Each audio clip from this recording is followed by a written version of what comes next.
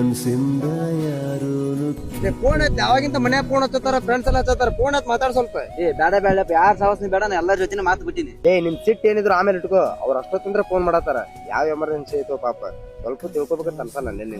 ಅವ್ರ ನನ್ ಜೊತೆ ಜಗಳ ನನ್ನ ದೂರ ಮಾಡ್ಯಾರ. ಅವ್ರಿಗೆ ನಾ ಬೇಡಪ್ಪ ಅಂತಂದ್ರ ನನಗೆ ಯಾಕೆ ಬೇಕು ಅವ್ರು?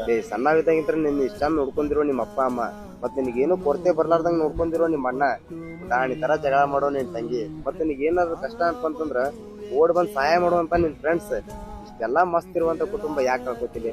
ನಿಮ್ಮ ಅಪ್ಪ ಅವನ ಆಗಿರ್ಲಿ, ನಿಮ್ಮ ಅಣ್ಣನಾಗಿರ್ಲಿ, ನಿಮ್ ತಂಗಿನಾಗಿರ್ಲಿ, ನಿಮ್ ದೋಸ್ತರಾಗಿರ್ಲಿ ಏನೋ ಒಂದ್ ಮಾತಾಡಿ ನಿನ್ ಜೊತೆ ಜಗಳ ಆಡಿರ್ತಾರ. ಆ ಸಣ್ಣ ಪುಟ್ಟ ವಿಷಯಕ್ಕ ಮಾತ್ ಬಿಡಕ್ ಹೋಗ್ಬೇಡ, ದೂರ ಹಾಕೋಬೇಡ. ಸಂಬಂಧ ಅನ್ನೋದು ಬಾಳ ದೊಡ್ಡದೈತಿ, ಸ್ವಲ್ಪ ಉಳಿಸ್ಕೊಂಡ್ ಕಲೀಲಿ. ಮನ್ಸಿಂದ ಯಾರು ಕೆಟ್ಟೋರಲ್ಲ, ಮನ್ಸಿಂದ ಯಾರು ಕೆಟ್ಟೋರಲ್ಲ.